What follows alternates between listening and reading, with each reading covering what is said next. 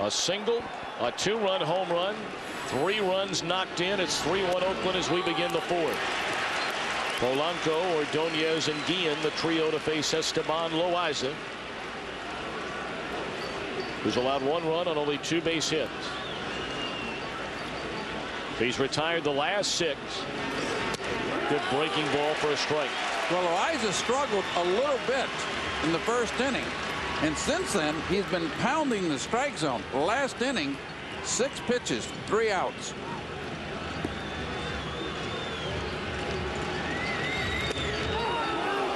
Just off the outside corner. There's that little cutter you're talking about. Away to the righties.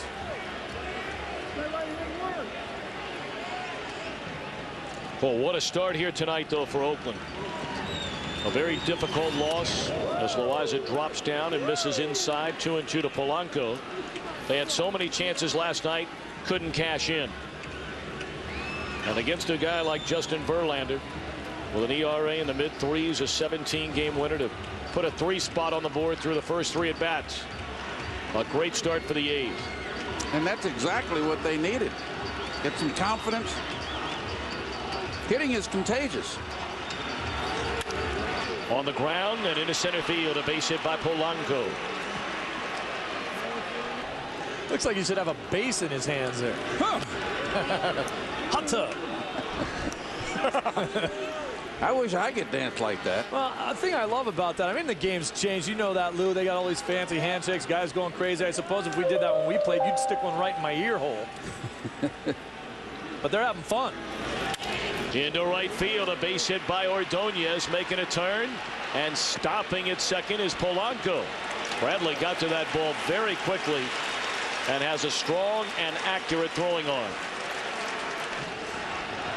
Carlos Guillen, the batter. Guillen doubled into left field in the 2nd inning and scored the only Detroit run.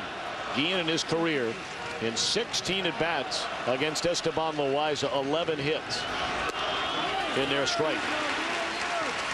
So make it 12 for 17 now after the double his first time up.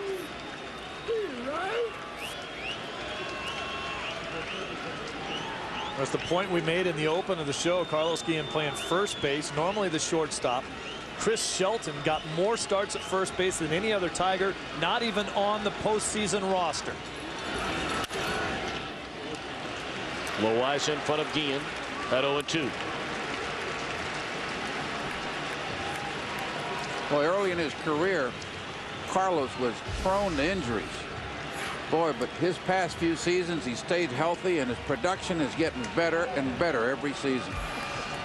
Guillen started his career in the Houston organization, was traded to Lou Piniella's Seattle Mariners in the Randy Johnson deal in 1998, and then traded to Detroit, where he is turning into one of the top players in the American League. But he's gone on strikes. A fastball thrown right by him.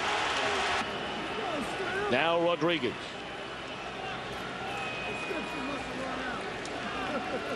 Pudge in this at bat, not trying to advance a runner with a ground ball. He's trying to advance him 180 feet.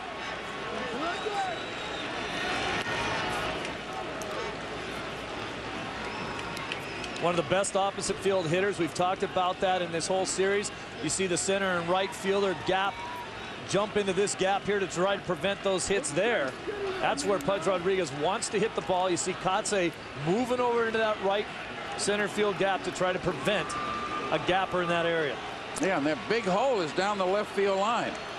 But Loaiza is going to be pitching him away. So what you do with your defense is you pitch him away and you play him away. For whatever reason, Lou, it seemed like this year there was more overplaying defensively than any years in baseball I can remember in a long time. A lot of outfields played their outfield over to the opposite side.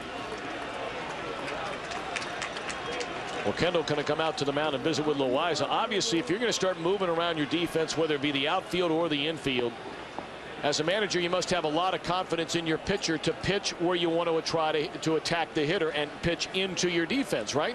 You have to. And you've got to be careful with your off-speed pitches when you're playing people over to the other side, because those off-speed pitches will get hit down the line and they become doubles and triples very, very easily. All right, we look at Rodriguez. We know he likes to hit the ball the other way, but every once in a while he'll cheat. He'll look in and he'll try to get out in front of one and hook one down the left field line. Big pitch, 2-0. And it bounces up there. It goes to 3 balls and no strikes, being very, very careful here with Rodriguez. And one of the reasons also, you see more and more home runs hit to the opposite field, over the center field fence. When I played, I think, Steve, when you played, you didn't see that as prevalent as you do today. We didn't have the guns to hit the ball that far the other way. A 4-pitch walk to Ivan Rodriguez to load the bases. We've already seen early in the game, in the first inning, when the A's scored, the Tigers came right back in the second and scored to tie it. Now here we are after a 2-run third for Oakland, and Detroit banging on the door. That's what they've been doing all season long. Well, Monroe had a great at bat his first time up when he took that ball to right field and drove in a run.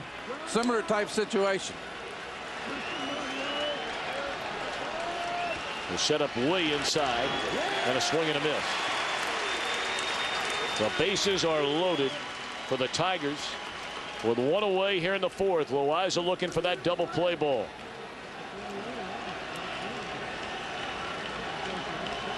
Monroe with the bases loaded this season, 3 of 9, including a grand slam.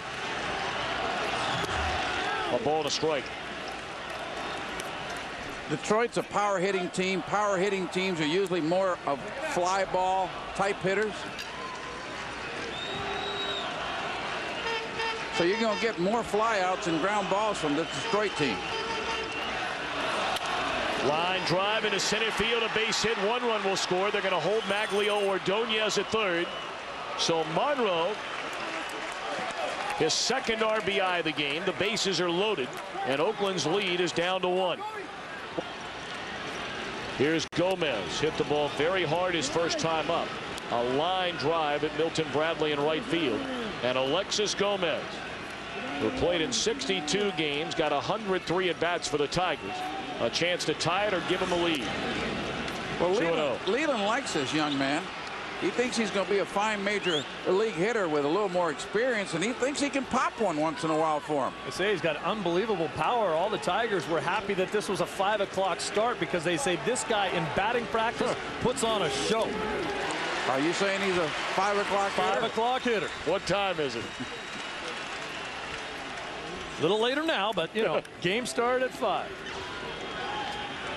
They say that he hits balls so deep into the upper deck no matter where they go. 2-1. And that's up 3 balls and a strike. And all of a sudden, Loaiza, who had terrific command in the 2nd and 3rd innings, is laboring with his control here in the 4th. 3-1 pitch. On the ground. Under the glove of Chavez, off the glove of Chavez, and 2 runs are going to score. So the Tigers have scored 3 times here in the 4th inning and lead for the first time tonight. Boy, if you're Ken Maka, that's not what you want to see. It's just a ground ball. Chavez ranges far to his left, goes under his glove and into short left field. Yeah, this is one of those plays where it's nobody's fault. He's trying to make the play, and Scudero's going the other way trying to make the play, but after it glances off his glove, it just bounces into the outfield where nobody is, and another run scores because of it. They couldn't keep the ball in the infield.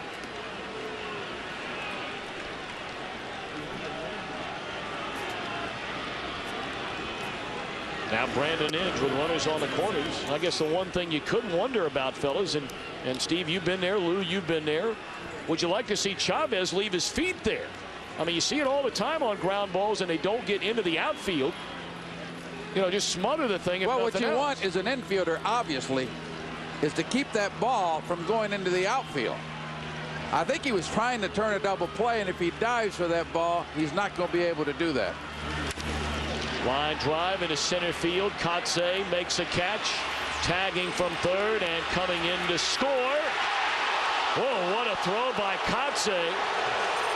I don't think Monroe felt it was going to be as close as it turned out to be. but he scores, and it's a 5-3 Detroit lead.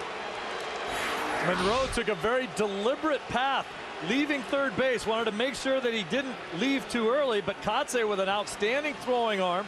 We already saw him hold Maglio Ordonez, and then a very close play right there. Kendall made a nice sweep tag after he snagged that ball. Just a smidgen too late. And you saw a moment ago, Monroe had to take a breather, having cramps, it looked like, in his calf. And he was limping a little bit going back to the dugout after that slide. I tell you, I'm impressed with the throwing arms of this Oakland outfield.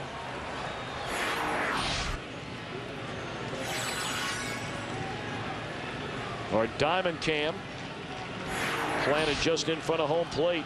Bird's eye view for you. But I was talking before, it's got to be a little disappointing for Ken Maka. They finally push a couple runs across the board, take a 3-1 lead, and before you know it, it's 5-3 Detroit. Granderson rolls over one foul. And one of the things that I'm impressed with this Detroit team, especially since Jim Leland and the rest of his staff has taken over, is the little things that they do to win, the fundamental things. On that play where Monroe scored, Granderson was right there at home plate being the next hitter, telling him to slide and get down and make sure that he slid at home plate. Those are some things that get overlooked. Breaking ball off the outside corner. Loaiza wanted the call, didn't get it. Look at Granderson right there, making sure that Monroe knew that there was a play at the plate and told him he better get down or you're not going to be safe. Nice.